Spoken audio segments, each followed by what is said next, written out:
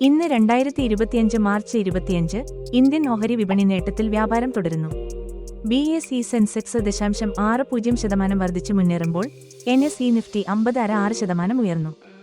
IIT സാമ്പത്തിക മേഖലകളിലെ മികച്ച പ്രകടനവും വിദേശ മൂലധന ഒഴുക്കുകളും വിപണിക്ക് പിന്തുണ നൽകി.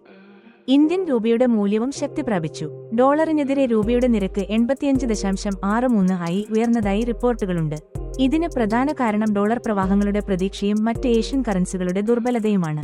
ഓഹരികളിൽ rail Vikas Nigam limited RVNL 3.3% വരെ ഉയർന്നു. കമ്പനി സെൻട്രൽ റെയിൽവേയുടെ 115 രൂപ കോടിയുടെ നിർമ്മാണ പദ്ധതിക്ക് കുറഞ്ഞ നിരക്ക് നൽകിയതായി അറിയിക്കുന്നു. നിക്ഷേപകരുടെ ശ്രദ്ധ IPO വിപണിയിലേക്കും തിരിയുകയാണ്. ഗ്രാൻഡ് കണ്ടിനെന്റ് ഹോട്ടൽസ് IPOയുടെ ഓഹരി അലോട്ട്മെന്റിന് ഇന്നാണ് തീയതി നിശ്ചയിച്ചിരിക്കുന്നത്. ഇതിന്റെ ഗ്രേ മാർക്കറ്റ് പ്രീമിയം GMP നിലയിലുണ്ടായ മാറ്റങ്ങളും ശ്രദ്ധേയമാണ്. ആകെ 2025 ഇന്ത്യൻ ഓഹരി വിപണി വളർച്ചാ സാധ്യതകളും വെല്ലുവിളികളും ബലബലമായി താങ്ങിക്കൊണ്ടിരിക്കുകയാണ്.